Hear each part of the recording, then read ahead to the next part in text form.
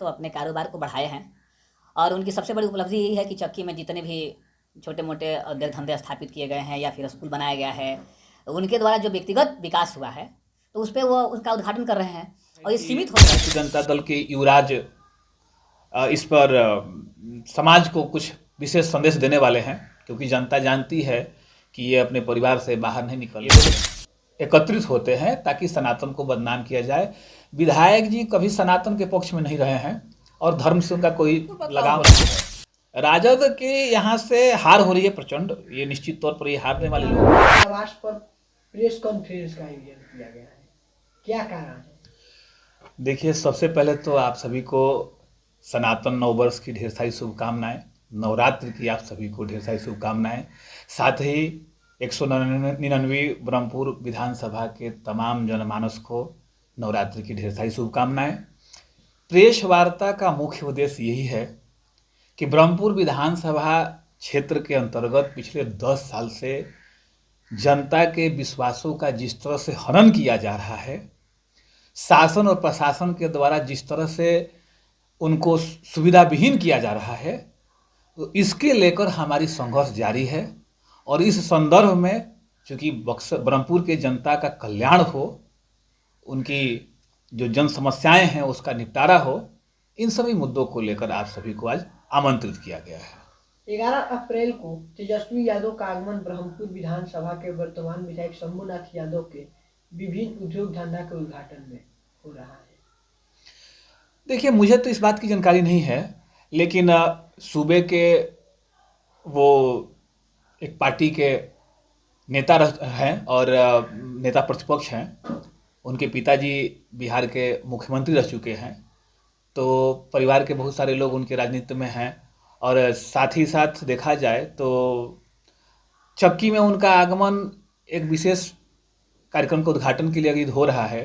तो माननीय विधायक जी पिछले 10 सालों के अंदर देखा जाए तो अपने कारोबार को बढ़ाए हैं और उनकी सबसे बड़ी उपलब्धि यही है कि चक्की में जितने भी छोटे मोटे उद्योग धंधे स्थापित किए गए हैं या फिर स्कूल बनाया गया है, उनके द्वारा जो व्यक्तिगत विकास हुआ है, तो उस पर वो उनका उद्घाटन कर रहे हैं।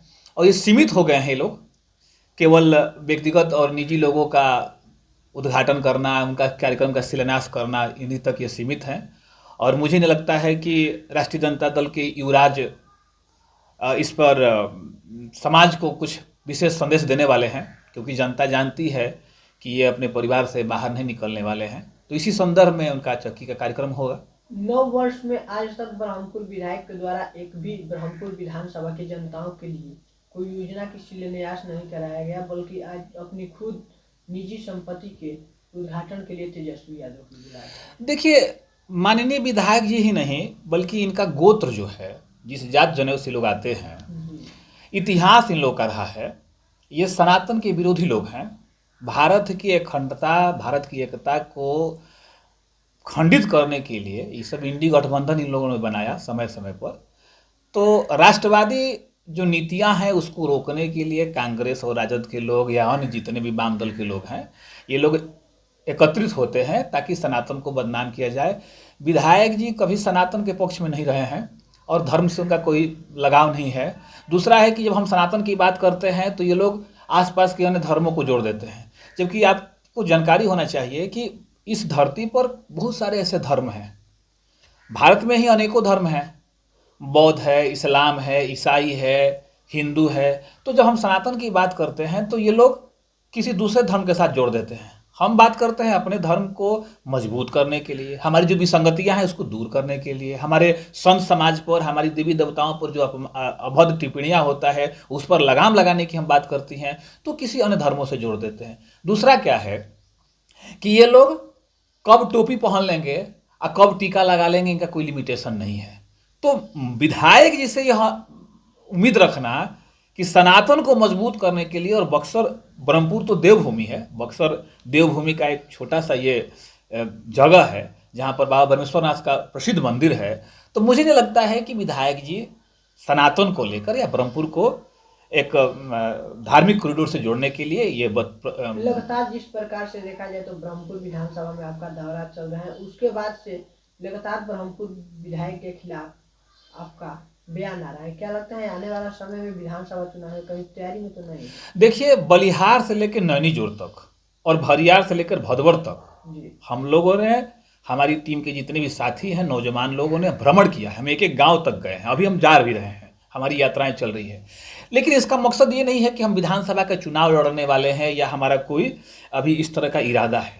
जहाँ तक चुनाव लड़ने की बात है, तो समाज को व्यवस्थित करने के लिए, समाज की जो मूल ज़रूरत है उसको ठीक करने के लिए आपको किसी न किसी राजनीतिक क्षेत्र से आना पड़ेगा, किसी न किसी पार्टी से आपको आना पड़ेगा, ताकि जो समाज की उम्मीदें हैं उसको पूरा किया जा सके। निर्दलीय तो हम लोग कुछ कर नहीं सकते हैं और इतना संपदा भी हमारे पास नहीं है कि हर व्यक्ति तक हम पहुंचे। लेकिन कोई ज़रूरी नहीं है कि आप चुनाव लड़कर ही समस्या का समाधान करें। और विधायक जी के खिलाफ मैं नहीं बोल रहा हूँ, मैं विधायक जी के जो सिस्टम है, विधायक जी की जो नीतियाँ हैं, विधायक जी की जो कार्य करने की जिम्मेवारी मिली थी, उस पर ये माननीय विधायक जी खड़े नहीं उतर पाए। इस वजह से जनता में आक्रोश है। क्या लगता है आपकी बार बदलाव होगा? पर बिल्कुल बदलाव हो रहा है। राजद के यहाँ से हार हो रही है प्रचंड, ये निश्चित तौर पर ये हारने वाले लोग हैं। दूसरा है कि एनडीए के लोगों को भी समीक्षा करना होगा कि आप ब्रह्मपुर में स्थानीय लोगों को मौका दीजिए। जो आप कितने युवाओं की भागीदारी हो रही है देखिए, विधानसभा चुनाव को लेकर? हमारे यहाँ देखा जाए तो हम अभी सैकड़ों की संख्या में, हर गांव में जहाँ भी हम लोग जा रहे हैं, सैकड़ों की तादाद में ब्रह्मपुर के अंदर, ब्रह्मपुर विधानसभा के क्षेत्र के अंदर देखा जाए तो हमारे लोग एकत्रित हो रहे हैं। और इससे लग रहा है कि हर पंचायत में युवाओं का, नौजवानों का, अभिभावकों का सहयोग मिलने वाला है। खास करके महिला जो हमारी अभिभावक हैं, लोग हैं, या फिर जो हमारी घर की बेटियां बहन हैं, वो लोग भी हमारे साथ आ रही हैं। धन्यवाद।